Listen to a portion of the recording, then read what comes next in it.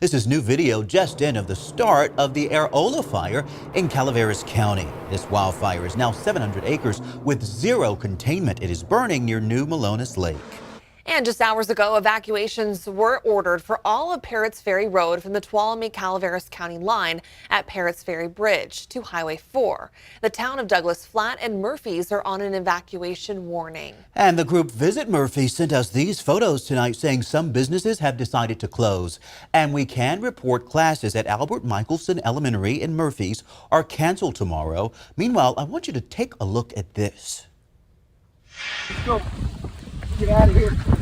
Let's get out of here, they said. Cal Fire escorted ABC 10 to the head of the Caldor Fire, still ripping through the El Dorado National Forest. And as you see, we had to turn around. Crews say the conditions are so unpredictable because of the high winds at high elevations. The fire is still heading towards the Lake Tahoe Basin. And we have live team coverage tonight. ABC 10's Giacomo Luca in Amador County, where some Kaldor evacuees are now being asked to find somewhere else to stay. ABC 10's Tracy Humphrey tracking the return of more dangerous fire conditions. But we start tonight with ABC 10's Van 2 live in Grass Valley at another fast-moving fire. Van, 7,000 people were told to evacuate at one point? Yeah, that's right, Chris. And most of those evacuation orders have been lifted tonight, with the exception of a zone just south of Idaho Maryland Road, which remains closed this hour, along with portions of East Bennett Road here, where you can see the fire still burning on this industrial yard. Again, this fire moved quickly tonight. Dramatic video from the point of view of the man who first spotted the fire. Running out in his flip-flops, Larry Huntington says he was the first person to come face-to-face with the Bennett Fire, burning just half a mile east of downtown Grass Valley Wednesday evening.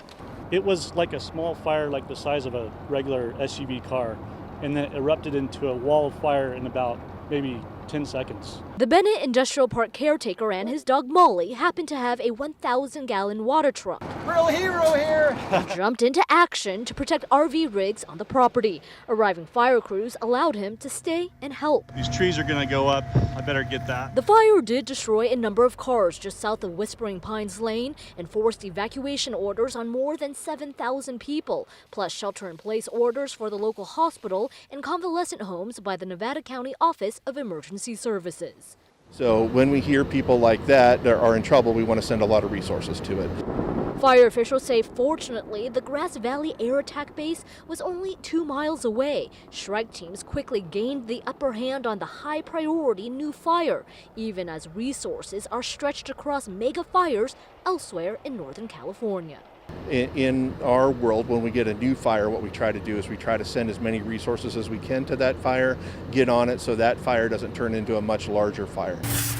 Huntington, after getting some hands-on experience fighting the flames, found an even greater appreciation for the work.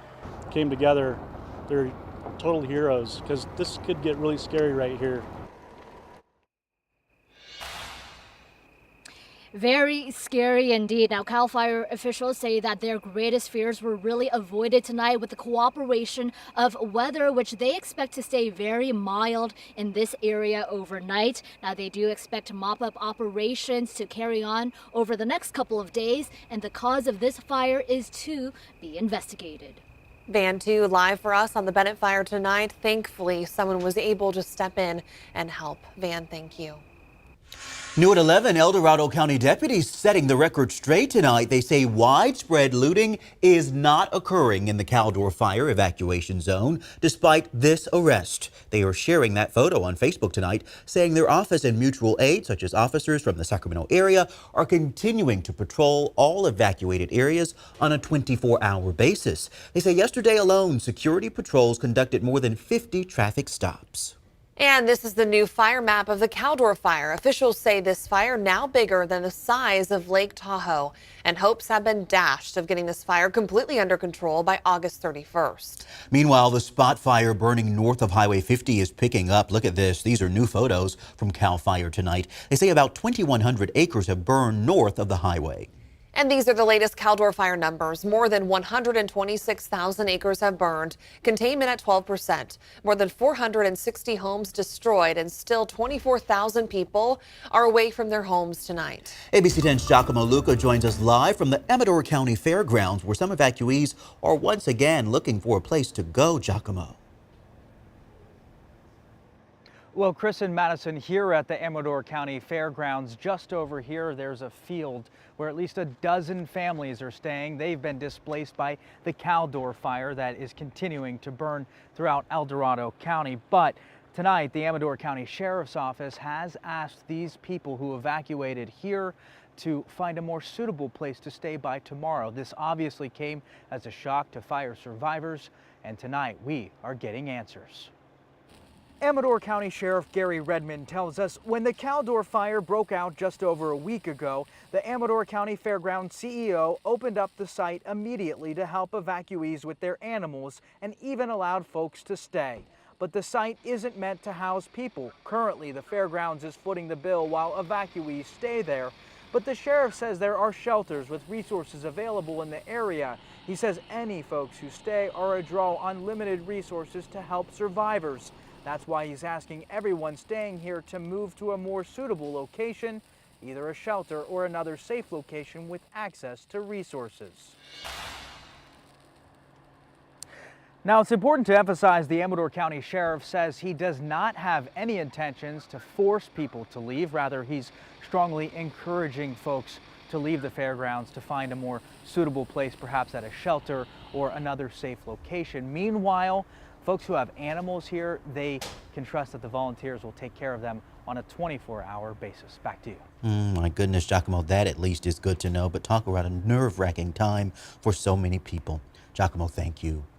You know, the Verify team is also standing for you. Last night, President Biden approved federal assistance for wildfire victims. You can find verified answers to questions about FEMA and who qualifies on abc10.com/verify. We want to bring in Tracy Humphrey now with more about these fire conditions tonight.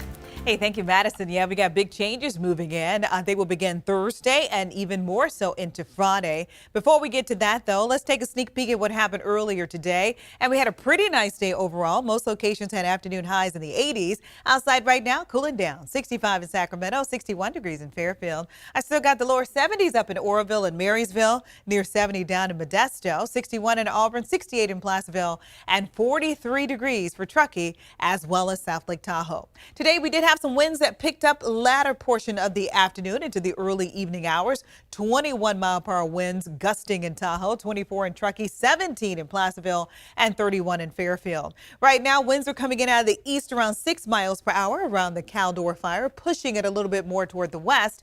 But what will be happening with that fire Thursday and Friday will have everything to do with the big change in our weather pattern. Outside right now, temperatures still expected in the lower 60s. They'll cool down to the 50s in the overnight with winds out of the south around 5 to 7 miles per hour and a sunrise tomorrow morning around 6:30. Take a look at this. I added in hazy sunshine for the valley because winds are shifting, which could bring more smoke back into the valley. Temperatures are warming up as well. 93 for the valley, 91 in the hills, and the upper 70s for the Sierra. So things have been relatively quiet, but all of that is going to change. The opportunity for high fire danger moving back into the area with gusty winds expected.